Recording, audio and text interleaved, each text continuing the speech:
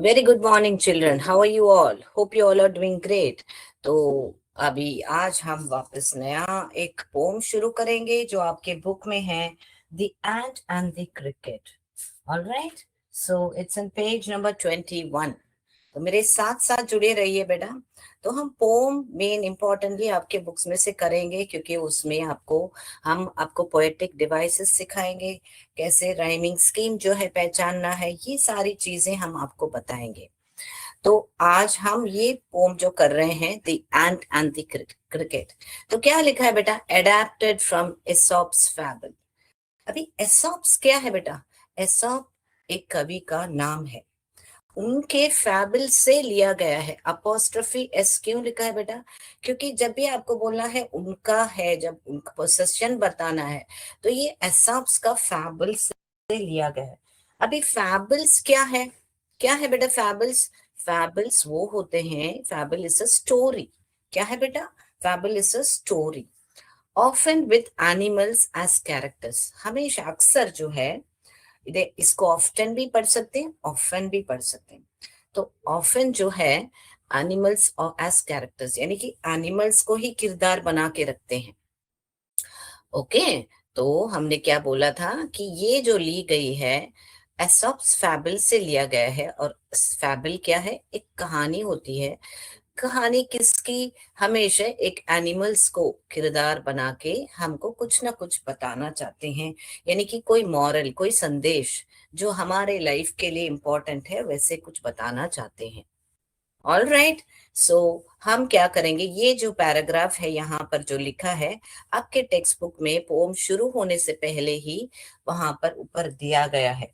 तो हम साथ साथ पढ़ेंगे, और यहाँ पर जो बीच बीच में फिल इन द ब्लैंक्स जो ब्लैंक हैं, हम साथ साथ उसका आंसर्स करेंगे। Okay, ready? तो अभी हमको पता चल गया कि इस ये किसने लिखी है और ये कहाँ से लिया गया है, यानी कि फैबल से लिया गया है। Okay, so a fable is a story often with animals as characters that conveys a moral. This poem is about an, क्या है? an आएगा, यहाँ पर an आ गया तो इसमें से क्रिकेट आएगा कि ant आएगा? यहाँ पर an है। जब भी an है तो उसके आगे वावल का साउंड आना चाहिए। ant, आ करके वावल का साउंड आ रहा है, तो यहाँ पर ant ही आएगा। This is the pome about ant and a cricket. Cricket क्या है बेटा? यहाँ पर खेलने की क्रिकेट नहीं है। कौन है बेटा? झिंगूर, जिसे हम हिंदी में कहते हैं, रात में बहुत तेज से आवाज, गुर गुर गुर गुर गुर कुट कुट कुट कुछ ऐसे कुछ आवाज करता है, बराबर ना? तो एंट और क्रिकेट का जो पोम है ये, तो मैंने पहले ही बताया कि फैबल क्या है? एनिमल्स को ही मेन कैरेक्टर्स बनाता है, यानी किरदार बनाता है। तो यहाँ पर कौन है किरदार बेटा? एंट एंड द क्रिकेट। ओके, इतना तक क्लियर है बेटा? क्लियर है तो सी बताते जाइए। तो यहाँ पे this poem is about an ant and a cricket contains an idea of far reaching significance। यानी हम पहुंच भी नहीं सकते, इतना इंपॉर्टेंट कोई चीज है, एक आइडिया है, उसको बताना चाह रहे हैं। which is true of a four-legged cricket as of a two-legged one। अभी ये क्या बता रहे हैं? Four legged cricket, to legged one. तो यहाँ पर क्रिकेट जो है फोर लेग्ड का है, मगर ये टू लेग्ड वन कौन हो सकता है? कौन है बे जिसके दो पांव हैं?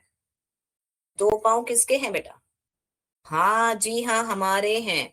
तो यहाँ पर किसका बताना चाह रहे हैं? ये ह्यूमन का, यानी कि हमको इस क्रिकेट से के साथ कंपेयर करके कुछ तो बताना चाह रहे हैं।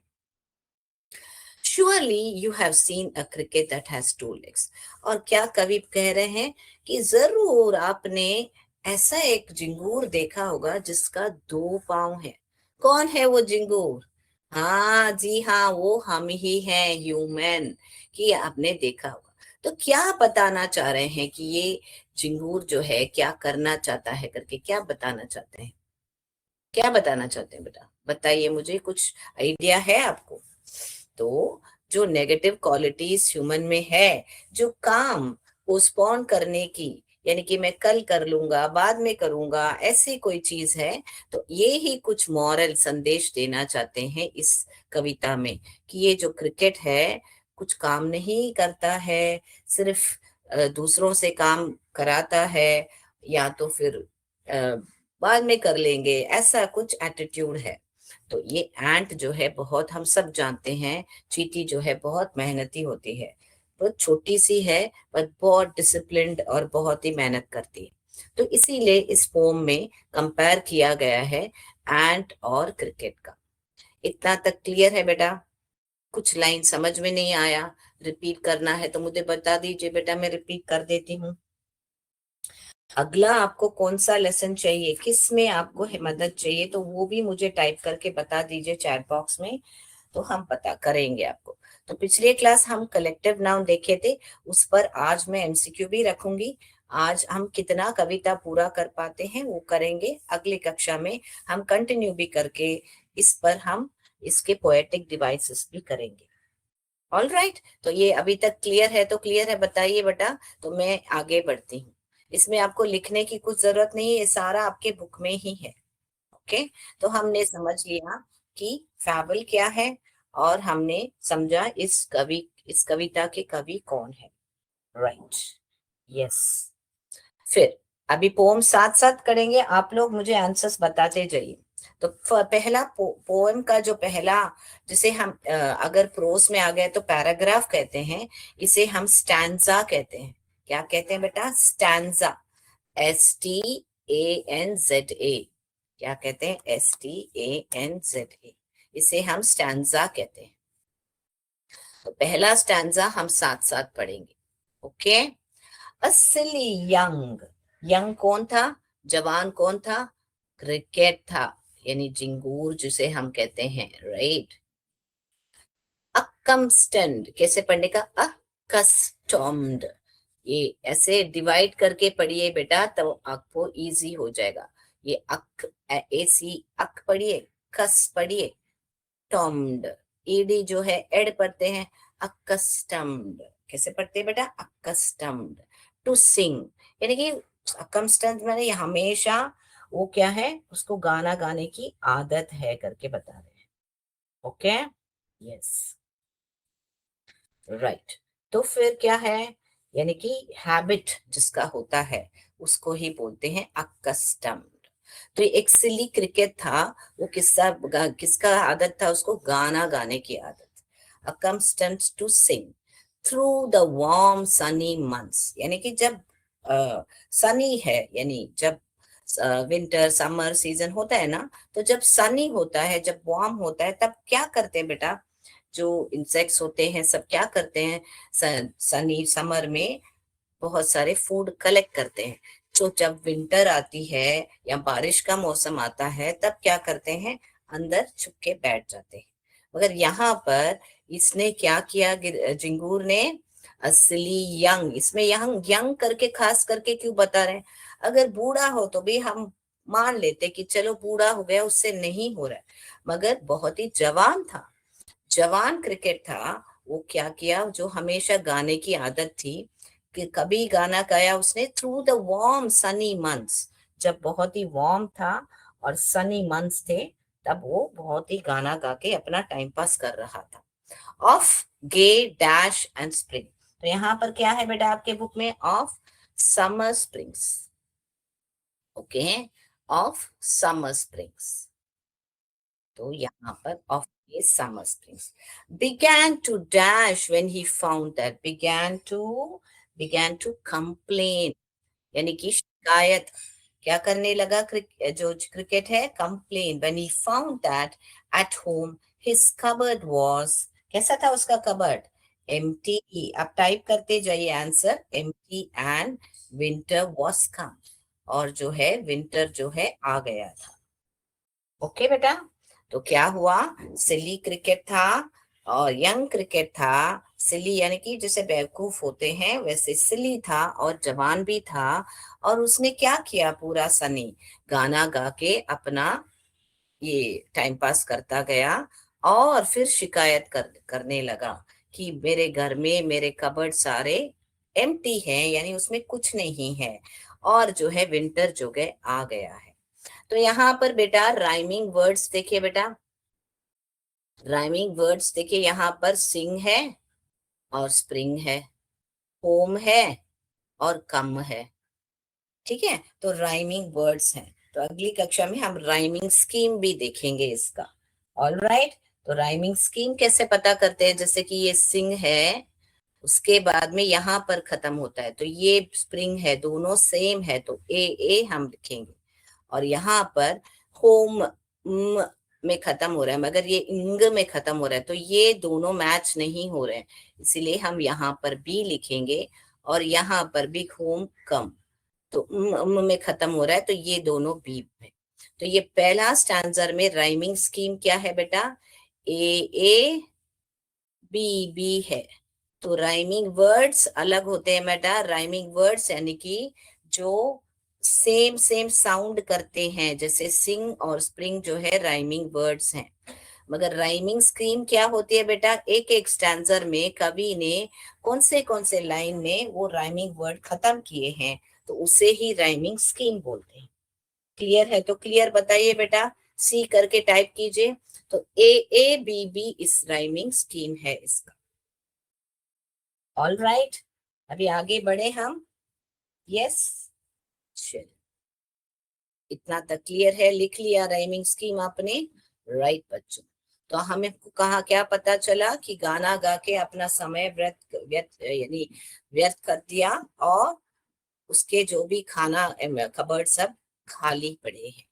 राइट बच्चों, तो हम इसको सबमिट करते हैं। मैं बहुत धीरे से जा रही हूँ ताकि आप समझ के पढ़ो। यस मैम, क्लियर है, बता दिया है। NNBJH श्रीनगर और GOPS भंडारे। Yes, thank you so much. Yes, अभी अगला, not a dash, not a dash, not a crumb. अभी क्रम्ब क्या है बेटा, क्रम्ब यानी कि अभी ब्रेड, खास करके ब्रेड जब सूख जाती है, उसके छोटे छोटे पीसेस होते हैं, उसे को ही हम कहते हैं crumb, crumb. Okay, not a crumb to be found, ये बी पर बहुत जोर नहीं देने का, क्रम्ब ऐसे, कोम्ब ऐसे नहीं बोलने का, क्रम। Not a crumb to be found on the snow covered ground, यानी कि एक भी छोटा सा पीस नहीं था, किसका, ब्रेड्स का पीस या कुछ भी नहीं था ग्राउंड में भी। स्नो कवर्ड यानी कि क्या बेटा, विंटर जब होता है बहुत बर्फ हो जाती है, तो जो पूरा जमीन जो ग्राउंड है वो स्नो के साथ कवर हो गया था, तो उसमें एक भी क्रम नहीं मिला। Not a what leaf, not a leaf could he see, not a flower on a tree। यहाँ पर ही किसे कह रहे हैं बेटा, यस, ये क्रिकेट के लिए कहा जा रहा है, ये ही, यानी कि क्रिकेट जो है लीफ को भी नहीं देख पाया, एक फ्लावर भी नहीं देख पाया। Oh what will become says the cricket of me, अरे क्या हो जाएगा मेरा, मैं तो अभी क्या करूंगा, ऐसे करके वो बोलने लगा हमारा क्रिकेट। यस, क्योंकि कहीं भी ना, कि उसके घर के कबर्ड में वो कुछ नहीं यानी मिला, और बाहर आया तो भी कुछ नहीं मिला। ओके, तो यहाँ पर भी आप देख सकते हो कि फाउंड और ग्राउंड जो है राइमिंग वर्ड्स हैं यहाँ पर, फाउंड और ग्राउंड ये दोनों राइमिंग वर्ड्स है। और यहाँ पर आप देख सकते हो सी, ट्री, मी, ये सब राइमिंग वर्ड्स हैं। तो यहाँ पर फाउंड और ग्राउंड जो है राइमिंग वर्ड्स है, और ये जो सी, ट्री और मी जो है ये राइमिंग वर्ड्स है। आप देखते होंगे यहाँ पर डबल ई है और यहाँ पर एक ही ई है, मगर सारा साउंड ई, हिंदी में कैसे ये ई का स्वर निकलता है, ई, वो स्वर आपको यहाँ पर मिल रहा है। राइट, तो इसीलिए यहाँ पर इस ये सारा, तो यहाँ पर राइमिंग स्कीम क्या होगा बेटा, आप मुझे बताइए। राइमिंग स्कीम मैंने सिखाया था, फाउंड ड में खत्म हो रहा है, तो ये ए, ग्राउंड ये ए, दोनों भी एक ही स्वर में खत्म हो रहे हैं, तो ए ए।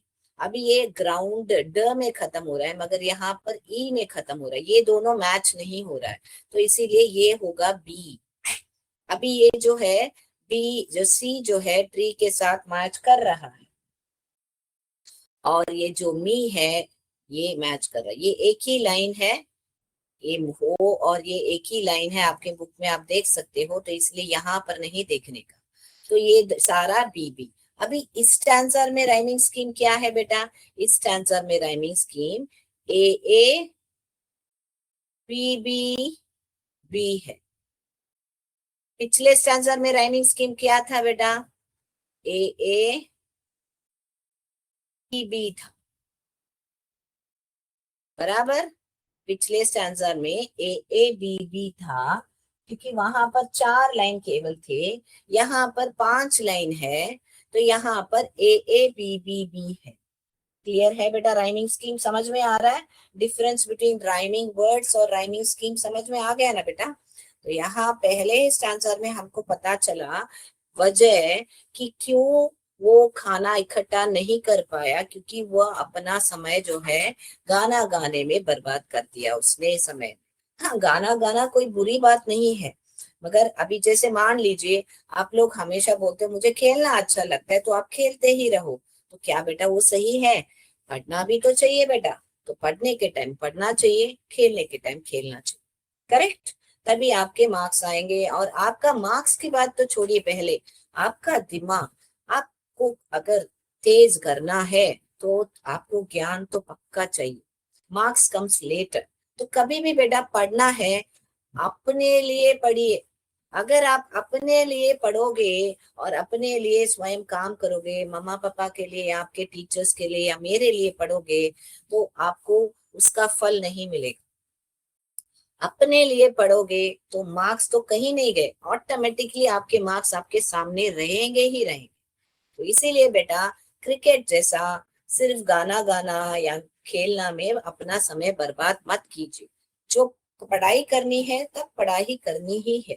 All right. तो बच्चे, मुझे मालूम है हमको एडवाइस सुनना पसंद नहीं है, मगर कभी कभी क्या है, अपने अच्छे के लिए कुछ चीजें को फॉलो करना बनता है। All right. क्लियर है तो क्लियर बताइए बेटा।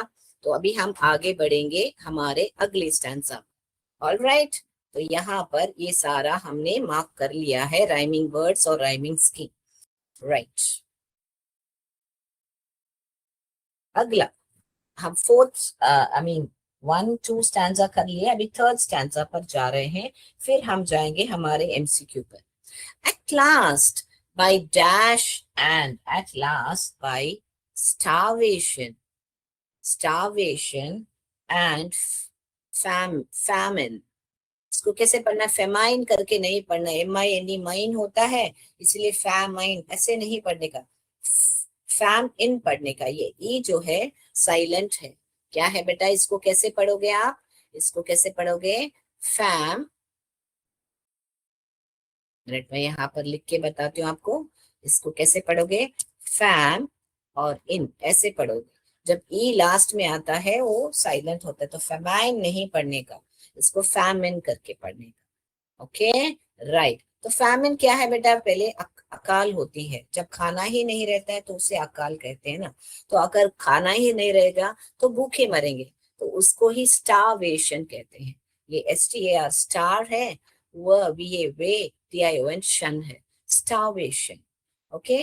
At last by starvation and famine made bold, तो made bold, all dripping with, all dripping with wet, all dripping with wet, and all trembling with cold, all trembling with cold।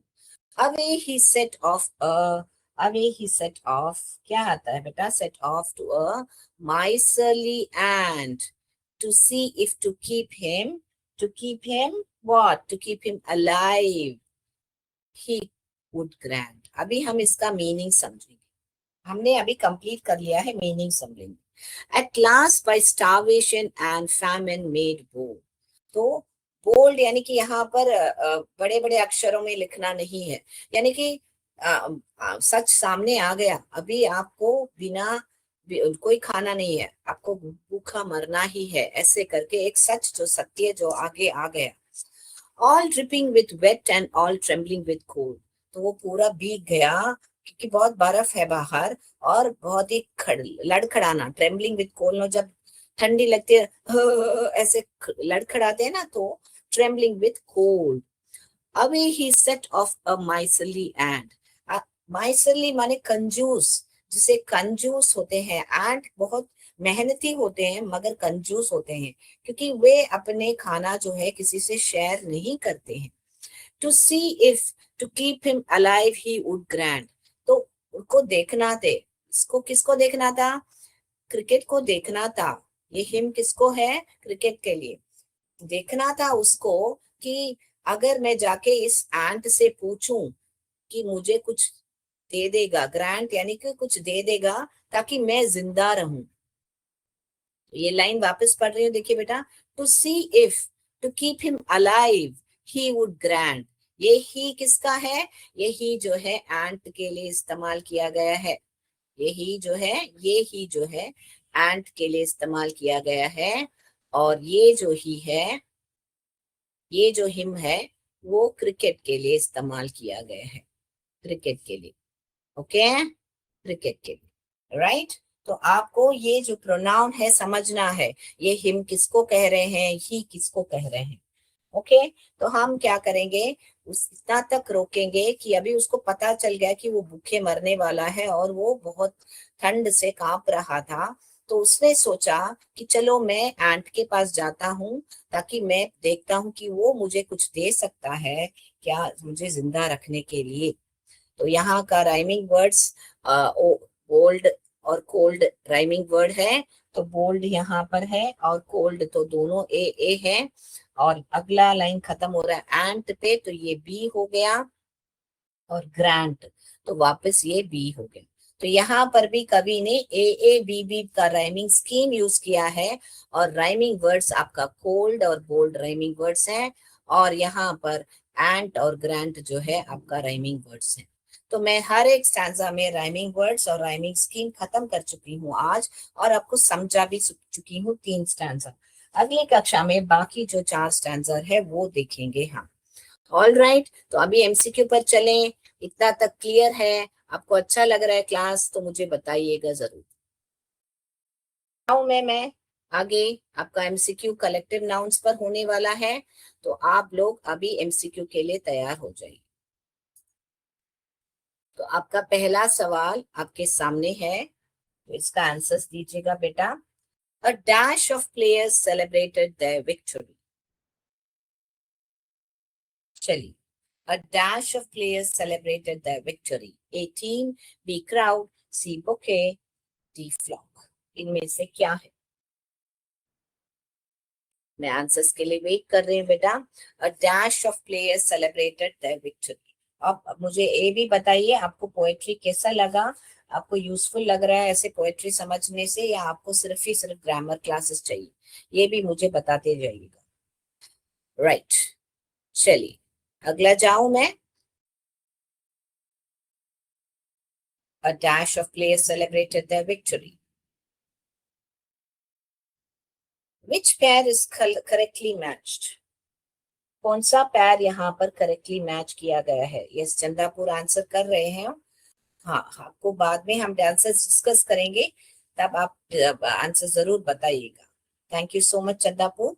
Which pair is correctly match?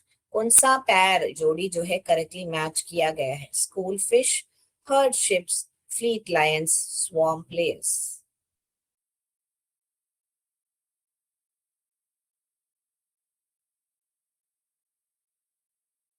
Thank you so much. Garima answers कर रहे हैं, Chandapur answers कर रहे हैं। अगला जाएंगे हम। आपका आपको वे आपको सवाल लिखने की जरूरत नहीं है, सिर्फ आप क्वेश्चन नंबर 2 डाल के ए बी या सी या डी लिखिएगा। A dash of keys was hanging on the wall. A dash of keys was hanging on the wall. A herd, B fleet, C bunch, D swarm.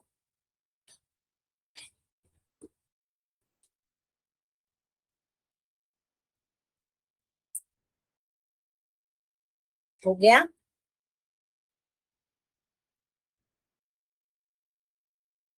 Right. A dash of people waited outside the stadium. A dash of people.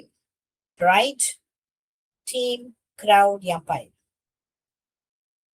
A dash of people waited outside the stadium. Thank you so much active participation के लिए. आप students का नाम भी ले रहे हो. करण कह रहा है कि आंसर ए है, गरिमा ये कह रहे हैं करके. Thank you so much. Yes, thank you. Thank you Karan, Garima. Thank you so much. A dash of lions was resting under a tree. Flock है, प्राइड है, टीम है या कोयर है. इसको चोयर करके नहीं पढ़ते बेटा, इसको कोयर पढ़ते हैं. Okay, right. बहुत बढ़िया से आप नंबर्स डाल के आंसर्स दे रहे हो, मुझे बहुत खुशी हो रही है. तो आपने क्लास बहुत बढ़िया से सुना है और आप पहचान गए हो अपने कलेक्टिव नाउन. सी मेक्स 3 साउंड्स, च, क एंड श. सो इसमें वो जो है क का साउंड कर रहा है कोयर. राइट, मैंने ये सिखाया हुआ. Which pair is incorrectly matched? सवाल ध्यान से पढ़िए बेटा. कौन सा पैर जो है गलत से मैच किया है. ए ऑप्शन आपका कॉलोनी एंड्स है, बी ऑप्शन स्वॉर्म बीस है, सी ऑप्शन टीम प्लेयर्स है, डी ऑप्शन हर्ड बुक्स है. तो आपको अगर कौन सा गलत लग रहा है, मान लीजिए आपको कोई तो ऑप्शन गलत लग रहा है, तो कौन सा सही है भी सोच के देखिए. उसका आंसर क्या आना चाहिए, उत्तर क्या आना चाहिए, वो भी सोच के रखिए. All right. थैंक यू करीमा, करण, आपका आंसर्स के लिए. Right. Which pair is incorrectly matched? कौन सा पैर इनकरेक्टली मैच्ड है. Punch keys, crowd people, flock fish, team players.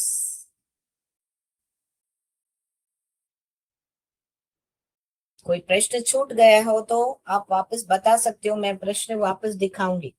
If you want me to repeat any particular question, do let me know. I will definitely display it on the screen.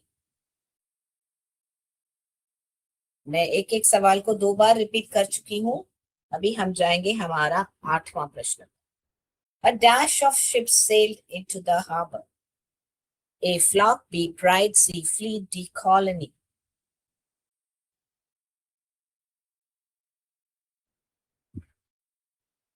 A dash of ships sailed into the harbor. हो गया बच्चों.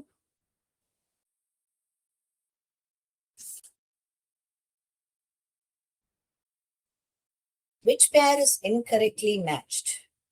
कौन सा पैर जो है incorrectly matched है. Swarm bees, team players, fleet ships, bouquet soldiers.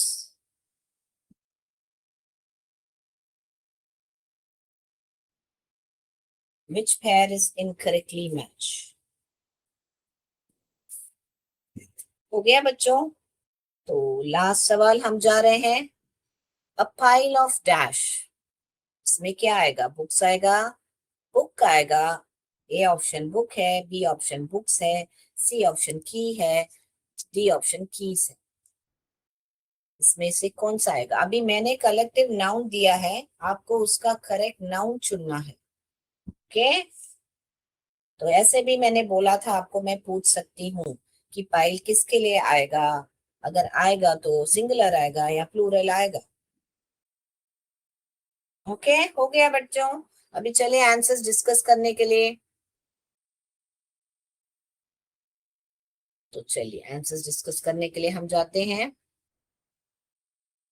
कोई प्रश्न छूट गया है नहीं. ओके, तो पहला सवाल का जवाब आप लोग ने मुझे दिया है ए करके. यस, परफेक्ट, सही कहा सबने. ए करके गरिमा और करण और चंदापुर सभी ने सही कहा है ए करके. Right. Which pair is correctly match. तो यहाँ पर आप लोग का आंसर्स मैं वापस जाके देख रही हूँ. 2 के लिए भी आपने ए कहा है, जो भी सही है. Which pair is correctly matched. Yes. तो स्कूल, फिश सही है, क्योंकि यहाँ पर हर्ड, शिप्स और ये सारा गलत है, तो ये चीज सही है। सेकंड वाला आपने सही कहा। डैश ऑफ कीज, तो आपने यहाँ पर थर्ड क्वेश्चन के लिए चंदापुर ने भी सी कहा है, करण ने भी सी कहा है, करेक्ट, बंच ऑफ करेक्ट। तो मैं आपने जो कहा है मैं वो भी आप देख देख के आंसर में टिक करेंगे। डैश ऑफ पीपल सही कहा आपने, क्राउड ऑफ पीपल कहेंगे हम, वेरी गुड। लायंस के लिए प्राइड आ रहा है, आपने बी ऑप्शन कहा है, 5 करके लिखा है। 5 करके किसने ए ऑप्शन लिखा है, रॉन्ग है बेटा आपका, 5 बी है बेटा। ओके, गरिमा आपने 5 बी कहा है, सही कहा है। मैं अगर गलत है तो उनका नाम नहीं ले रही हूँ, मगर आप समझ जाइए क्यों किसको गलत कहा है। राइट, कोई बात नहीं है, गलती कीजिए ताकि गलतियों से हम सीखते हैं। Okay, mistakes are the stepping stone for learning, so do, बिंदास से मिस्टेक्स कीजिए, कोई बात नहीं है, मगर ट्राई करना नहीं छोड़ना चाहिए। सो इनकरेक्टली मैच्ड कौन सा है बेटा, यहाँ पे ध्यान दीजिए, incorrectly matched, yes D option कहा है आपने। हर्ड और बुक्स, बुक्स के लिए पाइल आएगा, राइट, तो इसीलिए यही आंसर है, राइट। सेवेंथ वन वापस इनकरेक्टली मैच्ड, तो यहाँ पर हमको पता है कि इसके लिए हम बंच बोलते हैं, क्राउड, पीपल, टीम, मगर यहाँ पर फिश के लिए स्कूल आएगा, गलत लिखा है फ्लॉक करके, तो इसीलिए अगला। Dash of ships sailed into the harbor, fleet, इसका मैं देखूं सबने 8 के लिए सी कहा है क्या? जी हाँ, दिव्या ने भी कहा है आंसर्स, चंदापुर बता रहे हैं, thank you Divya. Okay right, तो फ्लीट सही है, राइट। और right, which pair is incorrectly matched, तो हमको कौन सा पेयर इनकरेक्टली मैच, तो यहाँ पर बुके के लिए फ्लावर्स आएगा, सोल्जर्स के लिए आर्मी आएगा, दोनों गलत है, इसलिए डी सही है। वेरी गुड बच्चों। The last one, pile of, book नहीं आएगा बेटा, ए नहीं आएगा, बुक्स लिखोगे आप, बी आएगा बेटा। ओके राइट, तो वहां पर आपने गलती की है, आपने ए लिखा है। हाँ, पाइल ऑफ बुक, बुक मगर बहुत सारे बुक्स होना चाहिए ना, यहाँ पर एस जरूर लगना चाहिए, मैंने बताया था, याद है आपको? तो बुक नहीं लिखोगे आप, बुक्स लिखोगे, राइट, तो ए गलत है, बी सही है। यस चंदापुर आपने सही कहा है, बी करके, वेरी गुड, थैंक यू बच्चों। तो ध्यान देना बच्चों, राइट, तो आपको मैं उम्मीद करती हूँ कि क्लास आपको बहुत अच्छा लगा होगा। हमने रिवीजन भी कर लिया कलेक्टिव नाउन्स का। अगली क्लास में हम ये पोएट्री खत्म करेंगे, उसके बाद में पोएट्रिक डिवाइसेस देखेंगे और इस पोएट्री पर एमसीक्यू भी करेंगे। आपको कौन सा लेसन अगला चाहिए, आपको स्पेसिफिक कोई लेसन में मदद चाहिए तो वो भी मुझे जरूर बताइएगा, नहीं तो आपके कोऑर्डिनेटर्स को भी बताइएगा, वो हमको जरूर आपका जो भी आपको चाहिए हमको पास ऑन करेंगे। तो इसी के साथ समाप्त करते हैं। जय विद्या शक्ति, जय भारत, जय हिंद, धन्यवाद, थैंक यू।